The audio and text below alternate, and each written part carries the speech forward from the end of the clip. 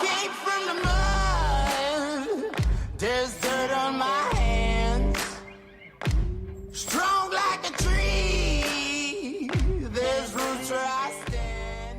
Hello, everybody, and welcome to the Spoiler Warning Podcast. This is review number 708 with our review of Elvis. I'm Christopher Schnese. And I'm Stephen Miller. And if you're joining us for the first time, the Spoiler Warning Podcast is a weekly film review program. Each week on the show, we're going to dive in, debate, discuss, and argue over the latest films coming to a theater near you. This week, we are back. We're talking about Baz Luhrmann's new film, Elvis. This is a new biopic. Stephen, we've got to do what we always do. Talk about what is our connection to Elvis? What is our knowledge of the history of Elvis's life? Who is the man, the myth, the legend to you? And what were you expecting going into this film? Yeah, I cannot say I have a very strong history with Elvis. Like, mentally, I knew he was a big deal. Obviously, he's an iconic person. I'm sure I've seen like cartoon characters imitate him before. Like, he was someone that I grew up knowing he is a big deal, mostly for You Ain't Nothing But a Hound Dog and Jailhouse Rock and, you know, the kind of iconic sort of,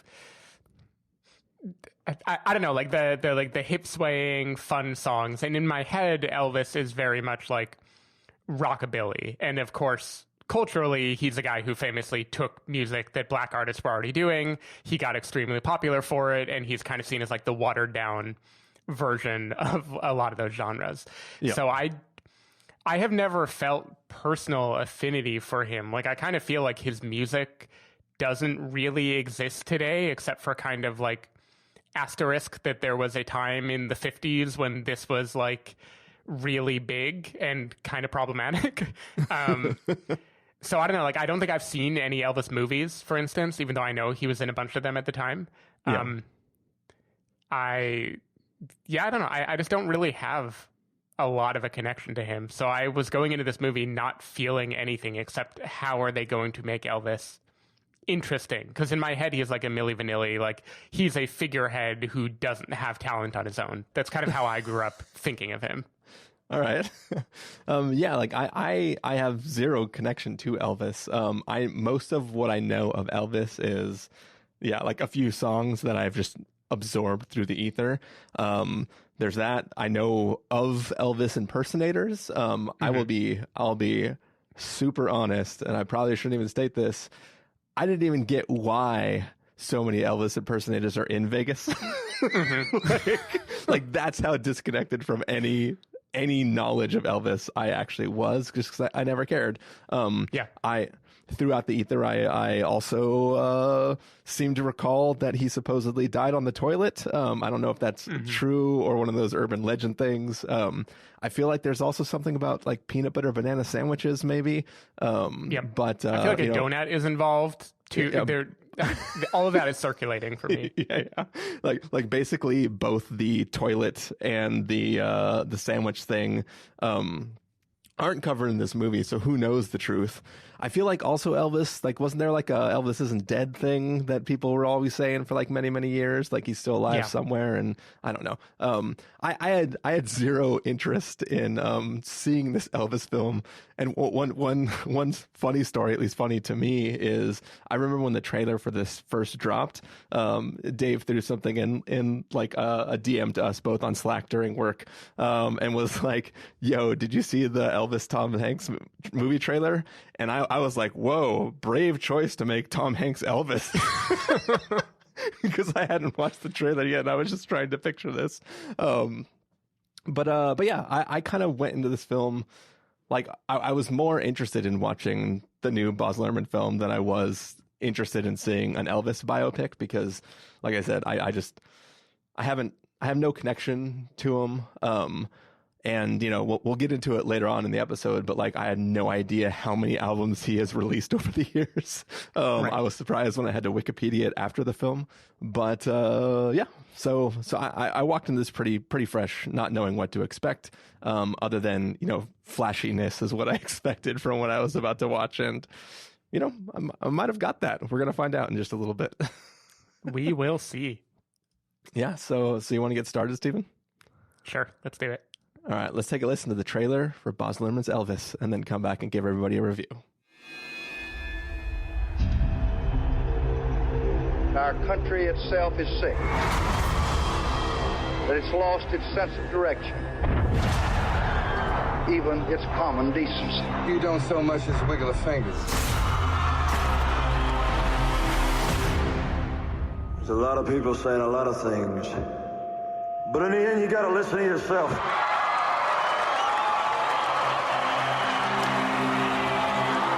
In that moment, Elvis the man was sacrificed, and Elvis the God was born. I'm gonna show you what the real Elvis is like tonight!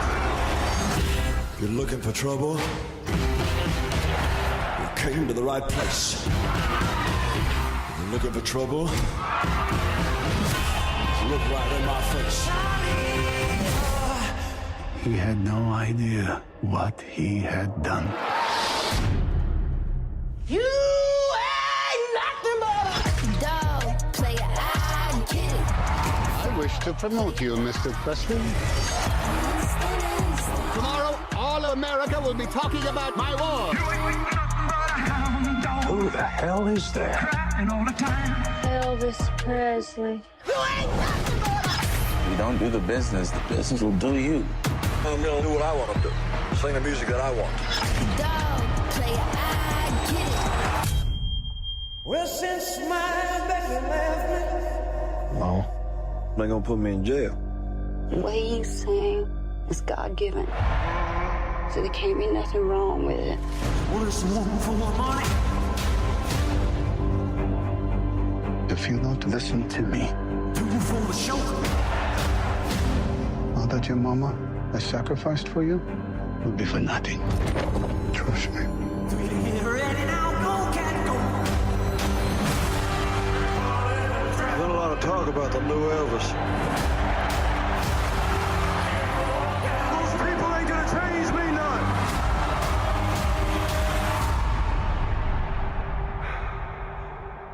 I think if you dream it, you'll do it. Never met anyone like you. I hope not. We can't go on together with suspicions. Without me, there would be no Elvis Presley. Reverend once told me, things are too dangerous to say. Sing. Ladies and gentlemen, here's Elvis Presley.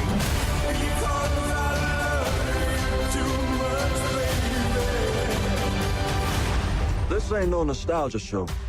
We're gonna do something different. All right, that was the trailer for Baz Luhrmann's Elvis. It is basically a biopic about Elvis, and it sort of covers his initial sort of rise with this traveling circus to the guy headlining in Vegas. So, Stephen Miller, what did you think of Elvis? Look, I'm not saying I should like this movie.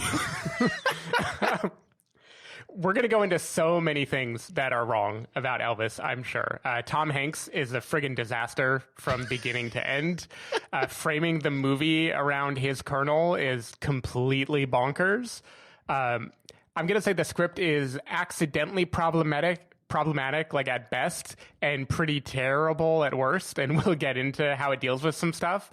The whole flashback within a flashback way that it's constructed is, again, like impossible to follow and makes no sense, and it lets Baz Luhrmann just get in his own way over and over and over again. But you can't hide Baz under a friggin' bushel, dude. The style of this movie is like so kinetic and colorful and bright and addictive. Baz Luhrmann just like pelvic thrusts into my fucking brain. Okay, this movie is great whenever anyone is singing. The way it handles music performance is so good and smart. It basically, first of all, Austin Butler does an amazing Elvis impression, and I think he sings most of the time. But it mashes up like the genres he stole from, like blues and gospel, and genres that would later be informed by them, like hip hop and pop. And it puts it all together in just this like incredibly catchy, cool. It does something really amazing whenever singing is involved. And luckily, this movie is like one half people performing. Like that is a lot of the movie. I think when Baz Luhrmann is letting the style hit, when he is doing slow-mos and letting people sing and the orchestra swells and just doing his thing and the camera is spinning and it turns into a record player spinning, which turns into a montage, like, I love when Luhrmann is just doing his thing. The movie is dumb as fuck and offensive, but I had a surprisingly good time when I turned off my brain for this like 8-hour movie. Yeah. I was kind of here for it. I was very glad that I saw it in theaters. And again, we will get into all the ways this is not a good movie at all, but I had a lot of fun. I liked Elvis way more than I think any Elvis album could possibly make me like Elvis. And that is because Baz Luhrmann is just like putting all of himself into this, like resuscitating this corpse of a story. All that matters I had fun. is that he gets out on that stage right now. I don't know why I did the water boy. It's my version. Waterboy, what did you think of Baz Luhrmann's Elvis? Yeah, so let me ask you, Stephen. Should the point of a biopic be to come away from it knowing more about a person as opposed to less about a person? I went into this film knowing nothing about the man, and I think that by the end of this film, I had so many more questions than I even cared to think of before I saw the film. The fact that this film centers around the viewpoint of Colonel Hanks, Colonel Tom Parker, who is the manager or the promoter of one Elvis, and there's this whole mystery around his backstory that I just don't understand. And I don't understand it because either nobody knows to this day, or everybody who was a part of some court proceedings that happened later on in the lives of these characters, settled out of court and all that stuff sealed away and nobody could ever know what happened, because there's this stupid mystery around who this guy is, where he came from, why he has these one motives and not other motives. And like the big giant reveal of this film is like his travel status. Yeah.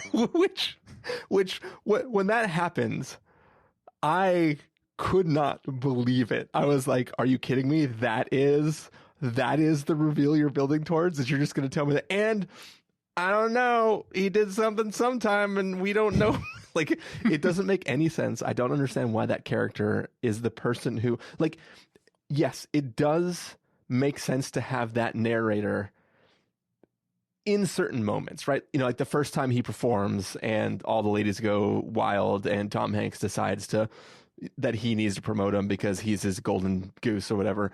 Like that, only in those moments does that narration work, because you have him saying the lines of like, man, the man Elvis died, and the god Elvis was born right then. Like that all makes sense to have that sort of character be the narrator for those moments, because you're watching somebody who's telling that story. But that could have also been the character that would later become his wife being the narrator, right? Like, this is before I met him, but like blah, blah, blah. Like, you could have some person, it could have been like the ghost of his mom as the narrator, right? Like, there were so many things that could have been there to tell his story.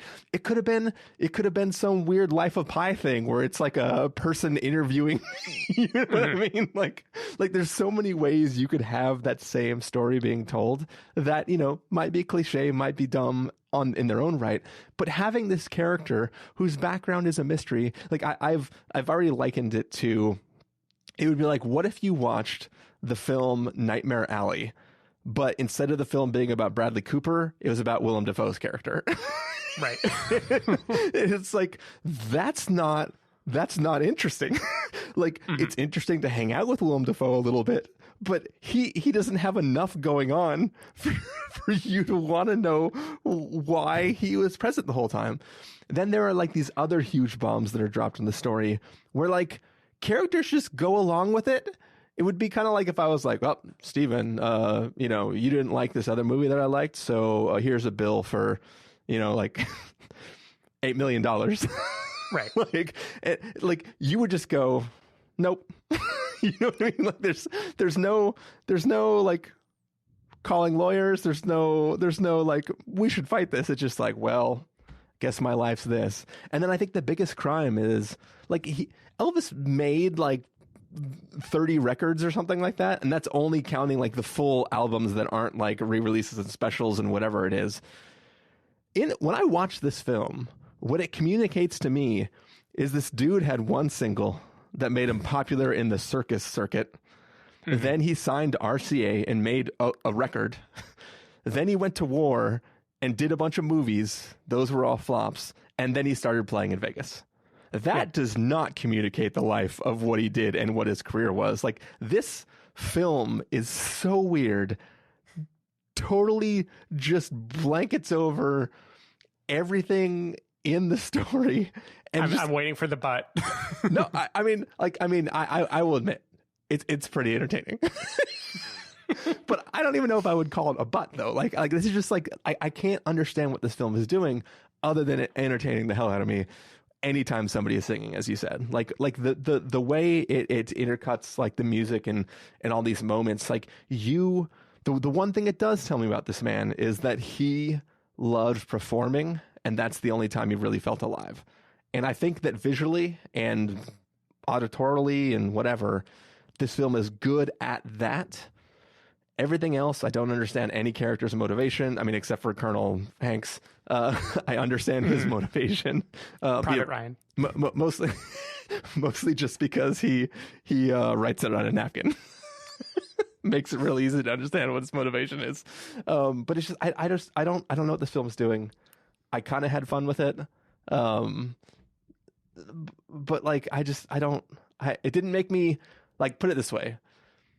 Like, there are other musical biopics that we've reviewed on this podcast where I did nothing but like play the soundtrack for like 4 days straight, right? I have not once thought to put on an Elvis album or anything like that. When I left this film, I was kind of just done with it when it was done. I had fun while I watched it.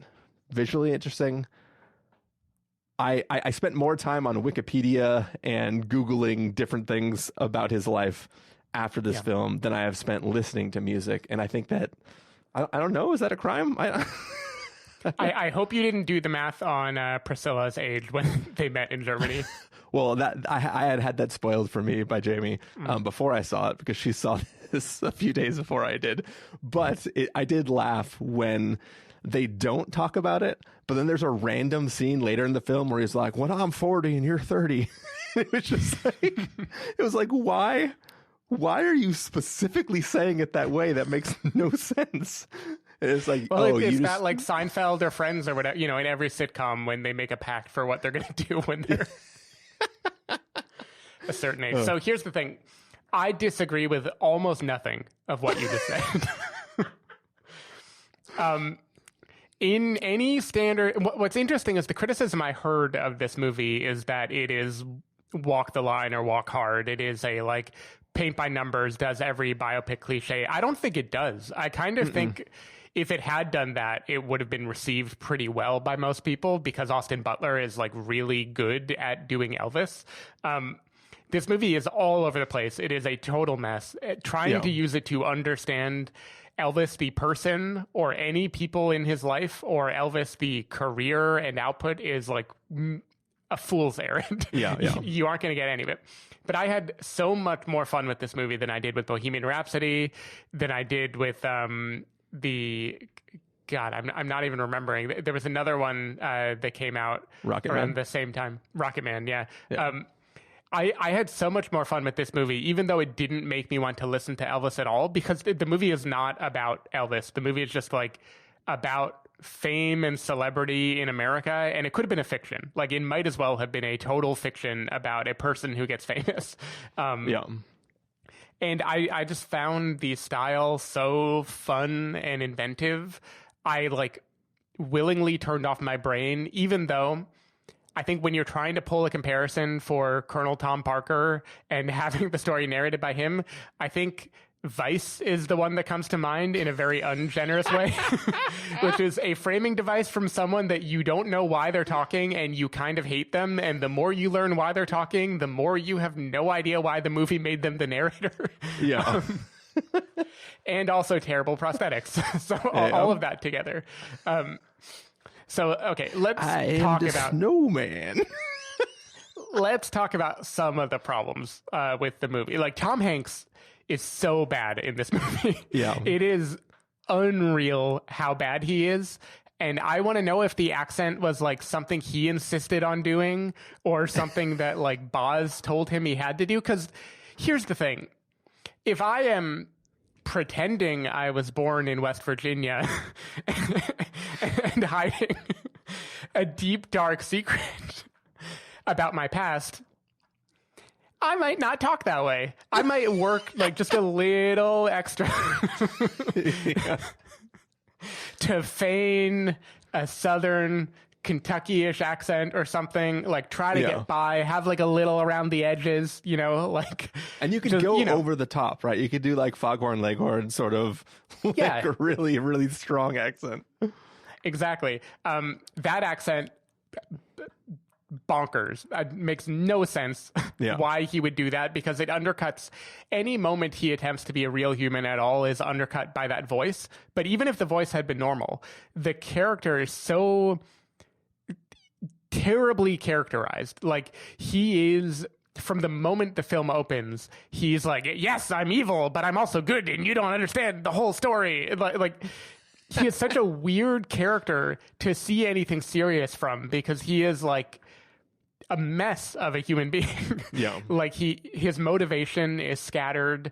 The film kind of frames it as like, people think I'm the bad guy and I'm the reason Elvis died, but listen and you'll understand. And then the movie proceeds to do nothing to counteract the idea that he's a bad guy and is the reason that Elvis died. Yeah. Which is very, very, very weird. Yeah, for sure. So a thing I mentioned before that I knew about Elvis, is that he became famous in the 50s for stealing the music of black artists and basically watering it down, playing it for a white audience, getting all the money and all the credit. And that is one reason he is, if not reviled today, like, no one I know has ever said, I'm a big fan of Elvis. Like, he just would be like a punchline to talk about that way, because it is so obvious that, like, the music, like blues and gospel, the things that he was drawing from were so much better than what he did with them. Yeah. In this movie, they do a little kind of like sleight of hand, a little two-step, where him profiting off of and performing their music is also an act of allyship and a brave civil rights move on his part that is like absolutely fucking ridiculous.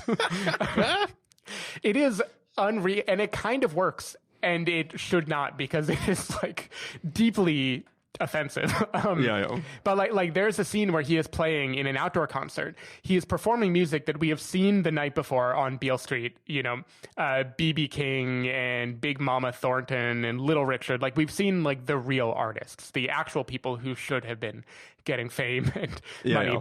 We've seen them performing music. And in that moment, they find a way to make him being like, no, I'm going to do this, and I'm going to dance kind of like they dance, as like a, wow, what a brave man. This is an amazing fight for equality. It is unbelievable that the movie tries to pull that shit. It becomes brave because the same government that's going after them is going after him too, right? Yeah, sure. And I'm sure he suffered just as much as they would have. Yeah. So that was already, kind of bad enough. And the movie goes to that well a few times. And every time I was like, ooh, Baz, you're really, you are really trying to get away with something. And what's interesting is the scenes where he is consuming their music are great. Like, cause you see his infatuation with it. And I like those moments. But it is weird how they just go like there's literally one scene where like he's walking down and in up above she's singing "You Ain't Nothing But a Hound Dog." He's like, "Huh, I like that song." It's like, what? Exactly, and like I know the movie at least wants to make it seem like B.B. King and everyone were supporting him too, and it was like everyone was sharing music and they liked that he was getting it spread. Who knows? The movie is trying to do a lot with that. later in the movie, we watch newscasts of Martin Luther King and Bobby Kennedy at separate times being shot. And this being a turning point for Elvis, a deep, profound feeling. And he harnesses that need to say something, that energy, to, instead of wearing a sweater at a Christmas special, wear leather pants at a Christmas special. Like, I don't know what the hell this movie thinks it's doing, trying to turn him into some civil rights icon. Yeah. It is completely bizarre and indefensible. All I can say is the movie kind of pulls it off, and when you're watching him perform, you're like, you go, what a hero. Shake those hips. Yeah, it's weird as hell. But like, I think by that point in time, I was just like, just keep him singing, and I'm not going to complain. Mm-hmm. Exactly. Yeah, we are all Tom Hanks at that moment. We're just like, all that matters is he gets on that stage. Oh man! Like, I would say I want this movie to have a little less conversation and a little more action, because every time anybody sits down and talks, it is not good. Not good at all. But luckily, people don't talk that much. But see, Steven, that's why by the end of the movie, they get smart and they have conversations while he's performing. Mm-hmm. So that way they can give you exposition dumps and not have to, like, sit you down and have you, like, calm down there. Yeah. Like, I will say, even though the text of the movie, I think, again, is kind of, like, indefensibly problematic, it does seem like Baz Luhrmann himself is trying to give credit to all the artists that were not able to get famous at the same time. Like, he makes, Big Mama Thornton singing Hound Dog or Little Richard doing Tutti Frutti. He makes them seem really, really goddamn cool and talented. Like, more cool and talented than anything Elvis does. And, like, it tries to nod to that, but then it does the other 98% of the movie. And the mashing up of the music is the only way where I feel like it really works, because it's kind of like, here he is singing, but then we're going to show you, the real music underneath the music. And so while you're enjoying it, you are also kind of getting a history lesson. I don't know. I thought there was something really clever about how he did that. And then they twist it again and take modern music that is inspired by those. Exactly. And they have Doja Cat, sampling Hound Dog. And that shit worked for me so hard. Like, I have not listened to the soundtrack, but I kind of want to. Like, next time I go for a run, I might listen to Doja Cat do Hound Dog while a gospel choir sings in the background. Yeah, so like, a lot of biopics are about, like, the rise and fall of a person or a character. And I think that it's strange the trajectory this film takes for the character of Elvis. And like I said, don't really know much of anything for real, so I'm just going by, like, the text of this film.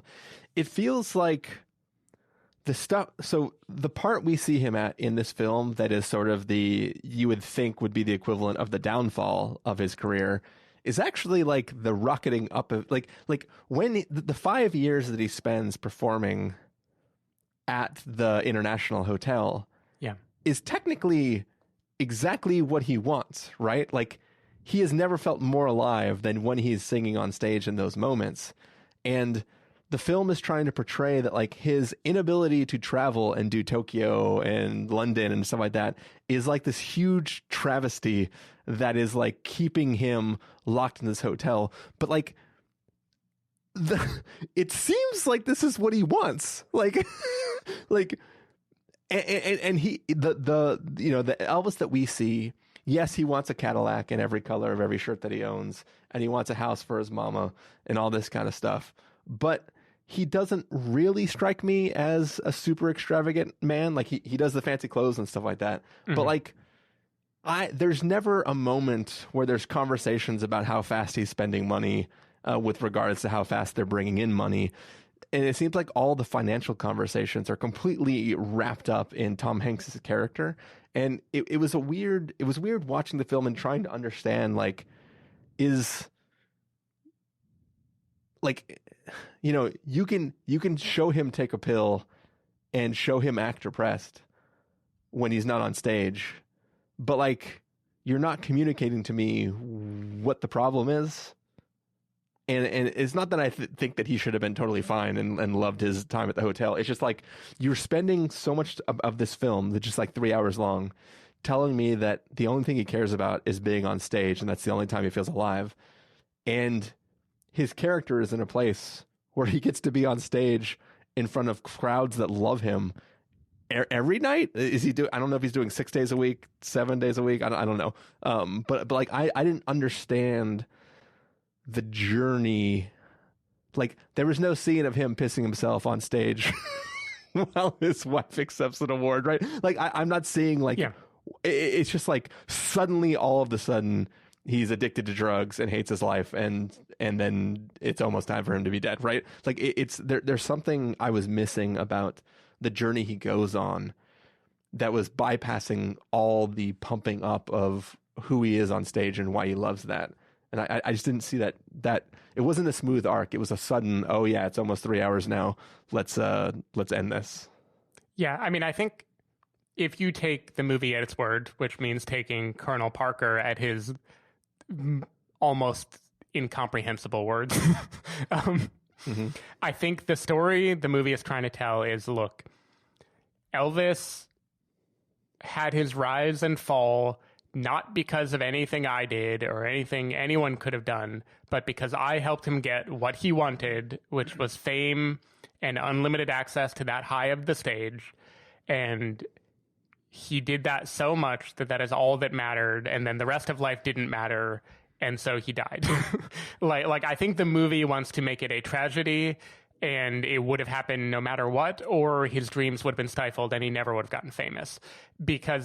Which makes all the time they spend talking about the world tour and Tokyo and whether that would have helped, like, not make much sense, because the movie doesn't do a good job of that. But another thing I wonder, and I wasn't around, in the late 60s, early 70s, I wasn't there to see this era of Elvis's life, but I feel like probably a 5-year residency in Vegas was not the pinnacle of his creative outlet and pinnacle of his being beloved by fans. I kind of assume that era did suck and he was kind of a hack, even though the movie wants to be like, look at him on stage. He's trying out a new sound. He's going bigger and bigger and bigger.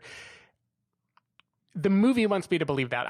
I just have a lot of trouble believing it. I feel like he must have been washed up by then. And the movie is like, Baz is so in love with him, he has to make every moment be amazing. Yeah. And like, I understand that, like, in my brain, right? Like, you're saying it to me. I agree with what you're saying. Like, that totally makes sense. But the text of the film seems to be telling me something slightly different, right, in those moments, or at least for the first year, right? Like, and then obviously if he's being forced to continue it on year after year, I get why there would be a problem. But it's like, even when he says, like, oh, like there's a scene where he's like, oh man, I never got to be a good actor, and it's just like, you're like, did you really want, like, what about your character makes you think you really wanted to be in movies, other than the fact that you did suddenly be in movies the second you came back from war? And also, no time at war? You spend more time in a 14-year-old's bedroom than you do at war. And it's right. like, I mean, I don't know what was going on, like, because he went to Germany, I guess, around the time of the Korean War. So I guess they were just like standing around the wall. Like, I don't really even know what they were trying to make him do, but it definitely seemed like he was spending most of his time with Priscilla. Yeah. So it just, I didn't get to watch a real transition of a character. I just got to watch, like, performance after performance after performance after performance, followed by, like, sad Elvis on a piano in his penthouse suite crying about his life. And I was like, maybe we could have shifted the sliders for what parts of the plot got carried during this film and made this more of an interesting ebb and flow of his life. Yeah. Though I think the movie is trying to do the Coco thing where, like, when the music plays, even if he's like not exactly, even though he's not there anymore, Unchained Melody still can come out. Like, yeah, I'm not saying the movie justified any of it. This is one of the weirder defenses of a movie I can have, because, like, so much of it is bad. But when it's good, it is so good. I was kind of grinning, like, the whole time. And when I left the movie, I was like, I like that. I think I like that. It is bad, but I liked it. I mean, what more can anyone ask for? And the songs, like, I kind of like how Baz Luhrmann has no desire for historical accuracy at all. Like in the scene where he is wooing Priscilla, who, let's, for the purposes of this discussion, imagine she was 22 at the time when he's in Germany, he puts a record on, like, you know, her record player, and it is playing a modern cover of Can't Help Falling in Love with You, like one that I played at my wedding dinner. And he is playing that, a song that he has not recorded yet, a cover that is decades later, while he is falling in love with her. And like those kind of things are just like, they don't fit any real biopic narrative at all, but I love when it is just mashing up present and past and future. Like I don't know, that kind of like, Baz Luhrmann is just like intoxicated with American culture, I think, and it is fun when he just plays with that. I don't know, I enjoyed it. Yeah, I think that scene was maybe a little too on the nose for me. It's all on the nose, baby. But in general, I think, yeah, it's entertaining as hell. Like, I knew I was going to be in for a long ride, so I was at the Alamo, did my breakfast sandwich. You know, had a little Irish coffee. Then about halfway through the movie, I was like, it's time for an old fashioned and some popcorn. And I just sat back and just, you know, just shoveled popcorn in my mouth and was like, yeah, this is fine. I'm having fun. Yeah. Yeah, I was a breakfast sandwich and Bloody Mary, so I'm right there with you. Yeah, I usually get Bloody Mary for the brunch screenings, but I was definitely worried with the 3-hour runtime that I was going to have to empty the Bloody Mary later. Mm-hmm. So I tried to go for less volume. Yeah, smart. But yeah, any last thoughts about this film, Stephen? I am trying to remember anything about, a weird thing about, you know, Colonel Parker being the narrator of it is normally the narrator would be talking about how I discovered the raw talent of this kid, right? Like, I saw him and I knew he had something, and so I took a chance. Colonel Parker here is like a carny who hears about this hot new act that has recorded albums that everyone is listening to. Yeah. And that is how he discovers Elvis. Like, there is another weird sleight of hand the movie does to try to make it seem like he is the one who catapulted Elvis to fame, when I think he did a growth round of funding in Elvis. Like Elvis was already growing, and he's like, okay, I'm going to double down and take you on a national tour. But I don't think he created Elvis. And it's kind of weird that the movie wants to make it seem like he did. He popularized Elvis. Mm-hmm. He was just a carnival sideshow act.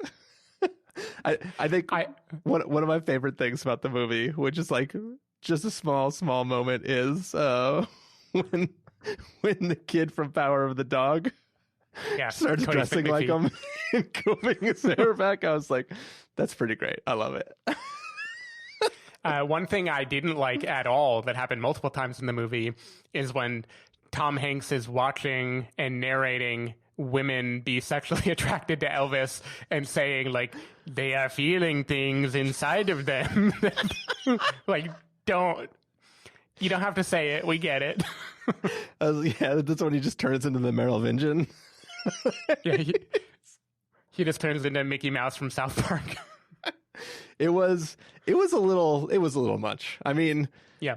So one of the things too about that I was like having internal dialogue with myself about my connection to artists and musicians and stuff like that, and I feel like I like going to shows, but I like going to shows to see a performance.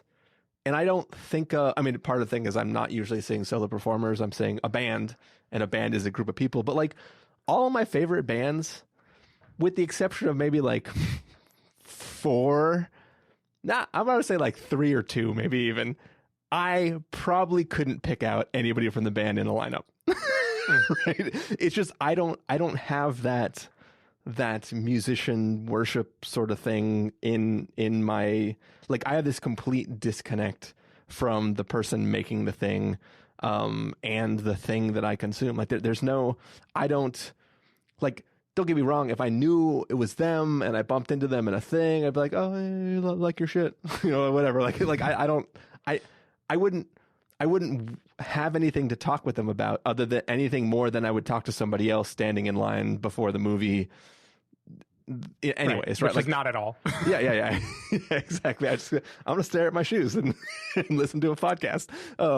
But so it's like I when I'm watching those scenes, and don't get me wrong, I get it. I know people go crazy. I know people cry when their favorite artist comes on, but like I just, to me, like, whatever, no matter who the person is, I've never felt that way about a person standing in front of me like that at a performance ever before. So it just feels so fake and silly. And the level to which, especially the first concert when it's like all of these women in the front row are pregnant.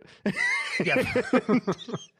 Immediately too, like, because that is the thing, is the first concert they are won over in the moment. Yeah, which is like really interesting for the power of celebrity. Is like, we don't like you, and then you like shimmy your hips and strum the guitar 3 times, and now we're screaming for you. Like it was funny at first, right? Because there's the first girl who just goes, and then she looks around. Yeah, like where did that come from? I don't know. Like that was all the like boyfriends and husbands too are like looking around, feling jealous. I enjoyed that a lot.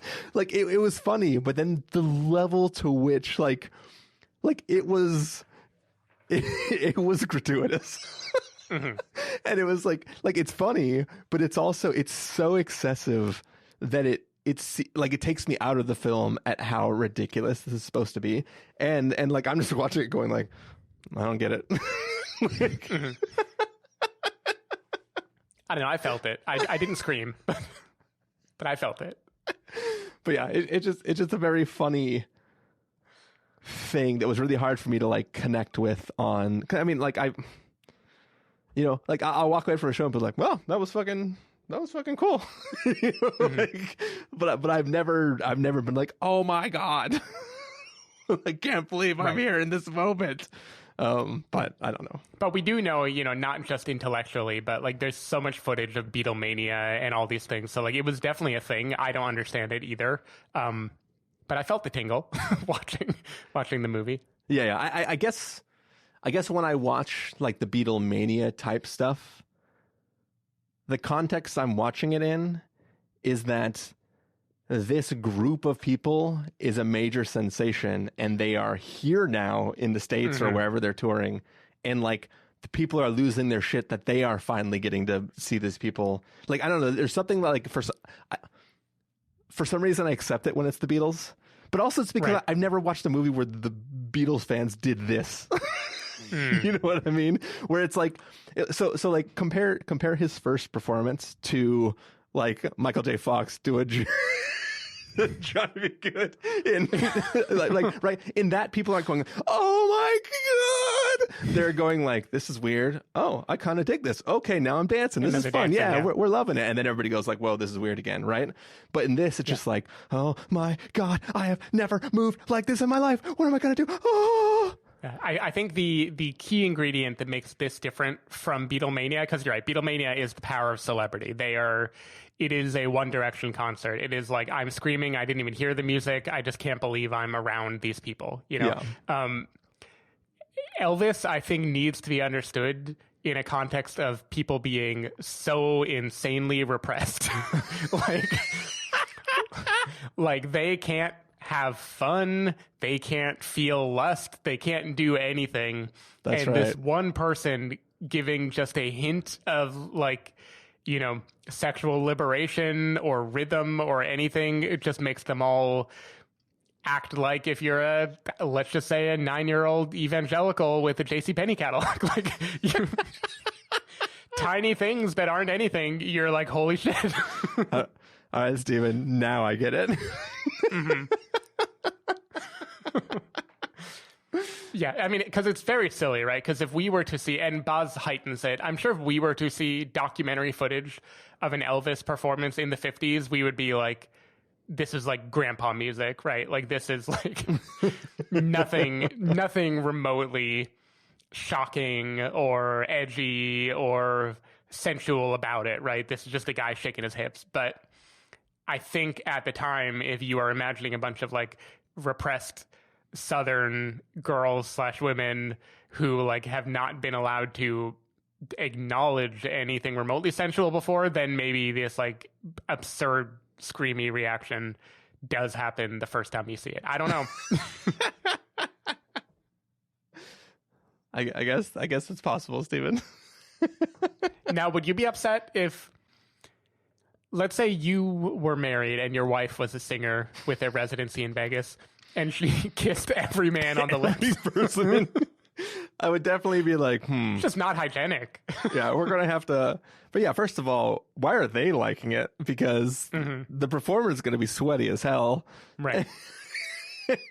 But yeah, I definitely was like, it was one thing when like, if he did it in the moment for the one person, it would be like, all right, he got caught up in it, like whatever, like, we'll see. But like the fact that it's like, oh, this is what I'm doing now. It's just, he's just going down the row like a president, shaking the hands of everybody and kissing babies, except for he's kissing all the moms. Yeah, and this is just an arbitrary night, so he does this every night. Yeah. Like, I wonder what his his body count is. I think it happened organically the first night, and then he's like, oh, this is just the thing I do now. Yeah, just like kiss all the people. He sucks a little bit of life force out of them so that he can keep going. Yeah, Dementor style. Oh. Only last bit of trivia is that Riley Keough is Elvis's granddaughter. I don't know if you knew that. I don't know what she thinks about the movie. Yeah, I found that out later. But yeah, I guess that's all we got. So it's probably time, Stephen, to get to verdicts for this. Yep. If you were going to give us a must-see, recommend with the caveat, wait for rental, pass the caveat, or a must-avoid, what would you give it? I am putting my blue suede shoed foot down and giving this a recommend with a caveat. Caveat being this movie sucks.